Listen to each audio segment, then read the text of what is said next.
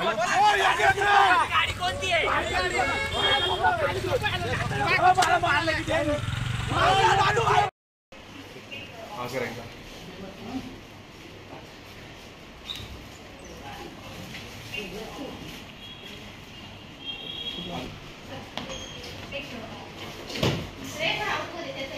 लात मारली होती 2 मिनिट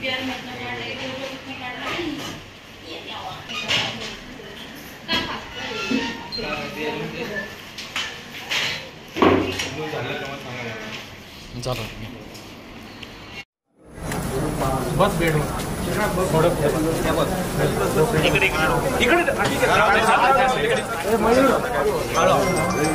मयूर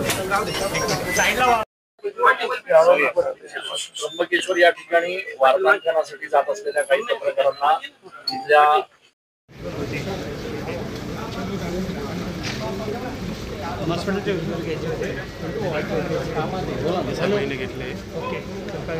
अभी हुआ है काम कर सुन ना किरण नाईक की लिंक ले ले किरण नाईक की तुम अर्जेंट होना वो डाउनलोड कर ले ऐका ना 8805 हाँ भेजता भेजता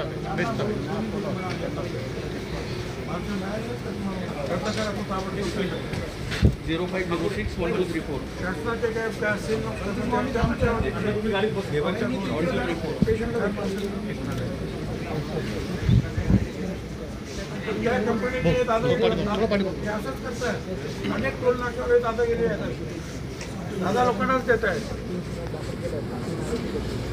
आरोपी घ्या आणि आपण बरोबर ताबडतोब नाही उद्या जामीन मिळाले असं नको होता व्हायला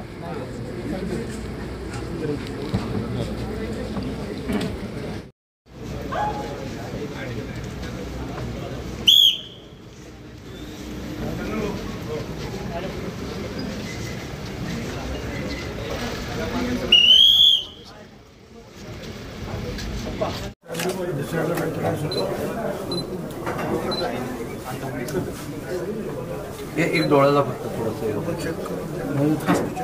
सिटी गेली तुझी त्यांचे काका आले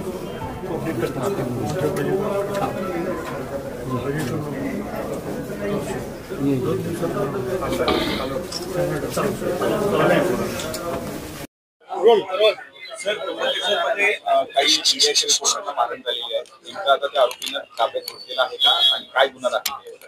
हो सध्या गुन्हा दाखल करण्याची प्रक्रिया सुरू आहे आणि 3 आरोपींना सध्या ताब्यात घेतलेला आहे.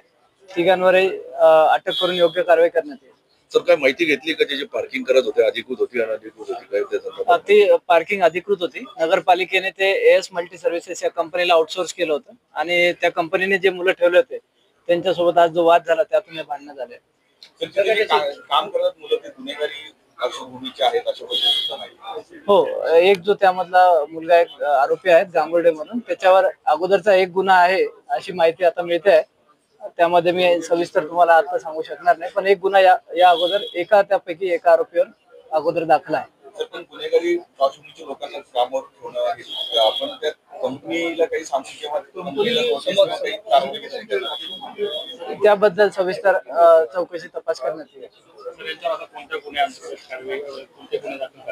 आता त्यापैकी एक जे जखमी रिपोर्टर आहे ते फिर्याद देत आहेत त्यांच्या फिर्यादीनुसार गुन्हा दाखल करण्यात येईल पण कडक कारवाई करण्याचे आम्ही आश्वासन देतो. किती लोकांना गुन्हा दाखल करण्यात 3 आरोपींवर गुन्हा दाखल करण्यात येईल. सर पत्रकार कायदा अंतर्गत गुन्हा दाखल करण्यात हो त्यांचे सुद्धा कलम आम्ही ऍड करणार आहोत. सर प्रवासी वाहतूकदार संघटना आहे त्यांनी पण सांगितले का वेळोवेळी आम्हाला त्या ठिकाणी त्रास होतो प्रत्येक वेळी अडवणूक होते आणि दादागिरी होते. हो म्हणजे त्या अनुषंगाने आता तपास सुरू आहे आणि जर ते कॉन्ट्रॅक्टरचे तशा अजून काही चौकशी असतील तर तसं आम्ही संबंधित विभागाला तसं कळवू. Okay thank you.